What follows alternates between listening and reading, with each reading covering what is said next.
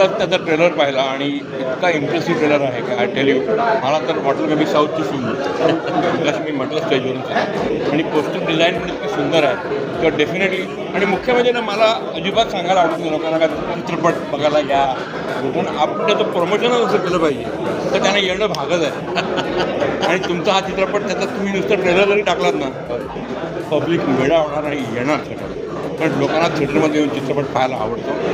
असा चित्रपट जो थिएटरमध्येच पाहायला पाहिजे असाच आहे 26. तो सचिनचं विशेष अभिनंदन.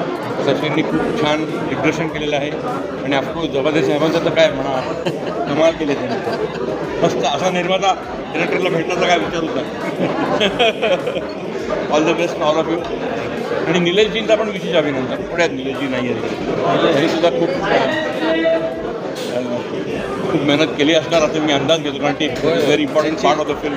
आणि प्रत्येक कलाकार आणि त्यांची हिरोईन मी असं आहे की नवीन आहे, पण ती नवीन वाटतच नाही, कारण ती इतकी तिने सुंदर काम केलं. आणि ॲक्शन तर तिने अशी केलेली आहे की मला वाटतं काय असं सांगावं.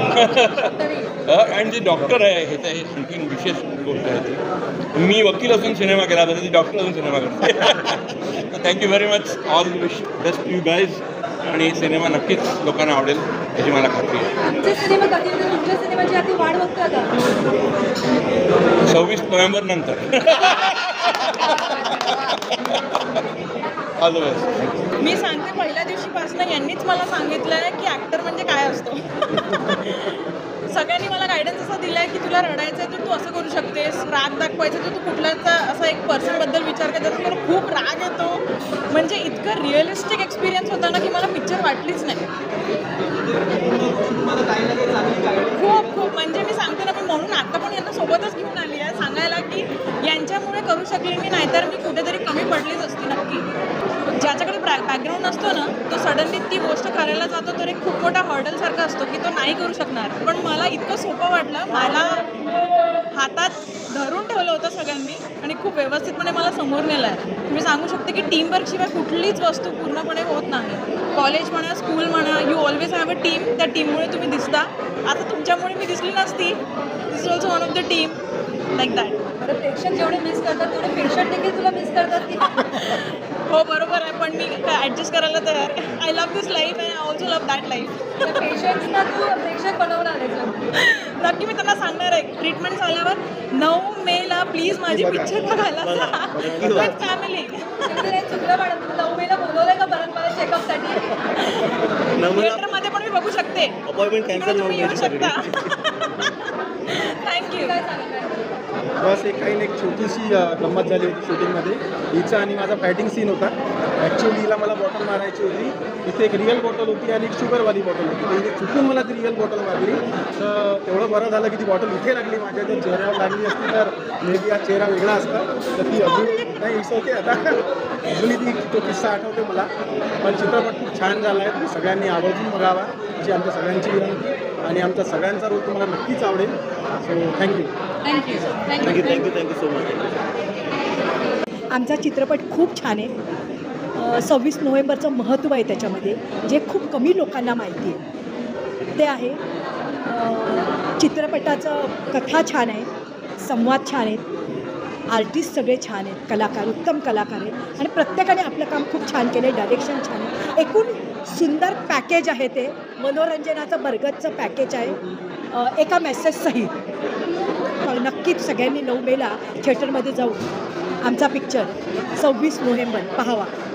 धन्यवाद. बेसिकली जेव्हा मी हा सिनेमा लिहायला घेतला, तर गावखेड्यांमध्ये बरंच असं वातावरण आहे की सुशिक्षित लोकंसुद्धा संविधानाकडे बघत नाही आणि संविधान माहीत पण नाहीत लोकांना. 26 नोव्हेंबर हा दिवस पण माहिती नाही. तर मला कुठेतरी असं जाणवलं की संविधानाबद्दल अवेअरनेस जरा कमी आहे. तर आपण असं काय करू शकतो की ज्यामुळे आपण अवेअरनेस वाढवू, लोकांपर्यंत हा विषय घेऊन जाऊ शकतो. तर ही कल्पना माझ्या डोक्यात आली आणि तिथनं 26 नोव्हेंबर या कथानकाचा जन्म झाला. आणि जेव्हा मी जवादे सरांना भेटलो, त्यांच्यापुढे हे सगळं मी ठेवलं की असं एक कंटेंट आहे आणि आपल्याला यावरती सिनेमा करायचा आहे. तर त्यांनी लगेच आम्हाला होकार दिला आणि आम्ही ऑब्व्हियसली 1 महिन्यामध्ये कामाला लागलो. सगळ्यात पहिली भेट अमरजींची. आणि अमरतींकडे आम्ही आलो, त्यांच्याकडे गाणी दिली आणि एक सुंदर अशी गाणी त्यांनी आमच्यासाठी तयार केली. नमस्कार, माझं नाव अमर प्रभाकर देसाई. जेव्हा ह्या फिल्मचं म्युझिक करण्याचा माझ्याकडे प्रस्ताव आला कौशल सरांनी सगळ्यांची ओळख करून दिली माझी. आणि पहिलंच गाणं 26 नोव्हेंबर. आणि जेव्हा आमचं डिस्कशन झालं की 15 ऑगस्ट 26 जानेवारीला जशी फेमस गाणी आहेत तसं आपल्याला 26 जानेवारी सारखं किंवा 15 ऑगस्टसारखं फेमस गाणं बनवायचं. मी बोलू फेमस म्हणजे ते डान्सिंग असायला पाहिजे, म्हणजे डान्सिंग कसं असलं पाहिजे, त्याची स्टोरी पण बनली पाहिजे. आणि जेव्हा ते बीटवर येतं 26 नोव्हेंबर, तिथे तो ढोल बिल जो आपला रेंजर आहे, मराठी रेंजर, तो पकडणं इम्पॉर्टंट आहे. मग ते गाणं जसं डेमो बनला, त्याच्यानंतर आदर्श शिंदेकडे गेलो आम्ही. आदर्श शिंदे बोलला मी हे गाणं माझ्या शोमध्ये गाणार लाईव्ह, हे पिक्चर आल्यानंतर. त्याच्यानंतर आम्ही दुसरं गाणं केलं साथ घाली म्हणलं, रोमॅन्टिक सिच्युएशन. आणि शूटला आम्ही इकडे बाहेर गाणं असं आहे. मग स्वप्नील बांदोडकरला आम्ही विचारणा केली. आर्या आंबेकर, आर्याचं आम्ही पुण्यामध्ये डबिंग केलं. ती बोली एवढी कंपोजिशन डिफिकल्ट असून पण एकदम स्वीट वाटते. तर मला खूप बरं वाटलं. बरेच वर्षांनी असं डिफिकल्ट आणि स्वीट गाणं कंपोज झालं आणि मला खूप आवडलं गाणं. आणि शेवटचं गाणं सपन, जे सिच्युएशनल सॉन्ग आहे आणि सॅड सॉन्ग आहे, ते जावेद अलीजींनी गायलं आहे. जावेद अलीजी जेव्हा थर्ड अंतरा गात होते, गाऊन झालेला अंतरा, पण ते बोलतात नाही यार मेरे को और गाणं आहे, मेरे को पहिले सिच्युएशन बताओ.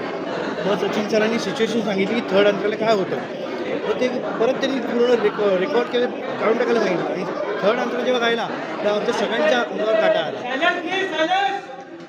सगळ्यांच्या अंगावर एवढा काटा आला की एवढं सॉलिड गायलं. आणि नंतर ते विजय दयालजी यांनी मिक्स केलेलं आहे गाणं, आणि मिक्सिंग अँड मास्टरिंग आणि कोरिओग्राफ, सगळी गाणी कोरिओग्राफी अफलातून आहे. सचिन साहेब डायरेक्टर यांनी खूप मेहनत घेतलेली आहे आणि माझ्यावर विश्वास दाखवला निलेशजींनी, सचिनजींनी आणि जवारी साहेबांनी. त्याच्यामुळे ही पिक्चर आमच्यासाठी म्हणतात ना एक म्हणजे जागरूक स्वप्न आहे की लवकरात लवकर येऊन लोकांना लवकरात लवकर थिएटरमध्ये जाऊन बघावं, असं आमची इच्छा आहे सगळ्यांची. ही अपॉर्च्युनिटी भेटली आहे तर मला त्यांच्यामुळे मला ओमकार सर कळाले, डायरेक्टर सर कळाले, कोण मूवी काय असते मी कधीच केलेली नव्हती. फर्स्ट टाईम चान्स भेटल्यामुळे मला खूप खूप आनंद होतो आहे. दुसरी गोष्ट, जसं ह्यांनी सांगितलं की तू गाणं गातीयेस, ज्या रात्री मला कळलं की तू गाणं गातीयेस त्यावेळी मला खरंच वाटलं नव्हतं की मला असं काही अपॉर्च्युनिटी भेटली आहे म्हणून. पण सिरियसली ज्या दिवशी मी स्टुडिओमध्ये एंटर केलं, आदर्श सर बसले होते आणि ते त्यांच्यासमोर मी गाणं